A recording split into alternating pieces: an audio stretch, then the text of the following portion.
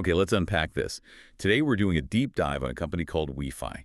They call themselves a crypto bank, the evolution of banking. Yeah. It all sounds very modern, but here's the claim that just jumps right off the page.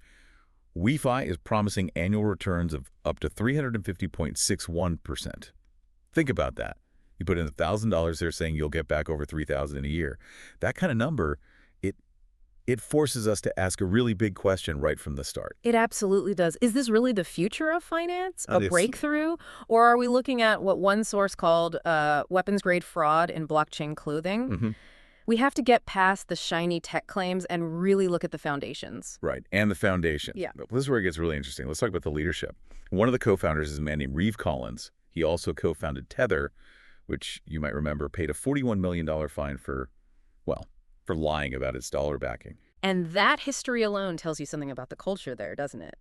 It suggests a willingness to, let's say, bend major regulations for profit. But honestly, that almost pales in comparison to the other name. Yusuf Merkmedov. Exactly.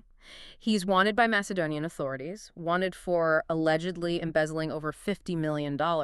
He fled, and there's an active international arrest warrant out for him right now. Astonishing. So with that leadership, where are they actually operating? The sources say they're registered in 5 places: Canada, Costa Rica, Hong Kong, St. Vincent, and St. Kitts. Yeah. That sounds complex. Is that for legitimacy or is it just camouflage? It's almost certainly camouflage. They don't have any major financial licenses, no SCA oversight in the UK, no SEC registration in the US, and their main base of operations, Dubai, which, as the source points out, doesn't extradite for financial crimes. So you have a wanted fugitive co-founder in a city that won't send him back. It's a structural design for evasion, plain and simple. Okay, so let's pivot to the mechanics. How do they even claim to generate that 350% return? Well, the system is you put stablecoins, USDT, into these things they call ITO nodes. Those nodes then generate returns in their own proprietary token, WFI. Then you stake that WFI token for even more returns. It's a closed loop, you see, designed to keep all the money inside their system. But the real giveaway must be how they get new people in, that whole multi-level marketing thing. Oh, absolutely. I mean, this is where it just screams pyramid scheme. They offer recruitment commissions 3 levels deep. But look at how they're structured. It's inverted. You get 3% for level 1, 5% for level 2, and 8% for level 3. So you're incentivized more for recruiting a recruiter than for actually bringing in a new investor yourself. Precisely. It's designed for network growth above all else. A Yeah. chilling giveaway. And here's the detail that just seals it for me. Those commissions you earn, they're automatically locked into staking for a full year. You're literally forced to keep playing the game. And investigators found 0 actual products. No trading platform, no real banking infrastructure. The whole operation is funded only by new money coming in. It's a textbook Ponzi. So how do they get away with this? The plausible deniability angle must be key. It is. They promote this thing everywhere. Vietnam, France, Germany, all over the world.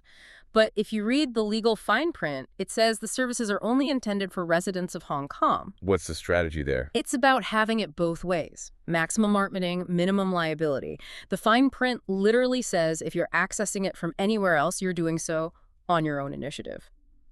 Our source calls it a confession with plausible deniability, and I think that's perfect. The math is simple. When returns like this are funded only by new deposits, most people lose their money. It's guaranteed. So to sum up this deep dive, what we have is a combination of fugitive leadership, impossible returns, unregistered securities. And a home base specifically chosen so no one can be held accountable.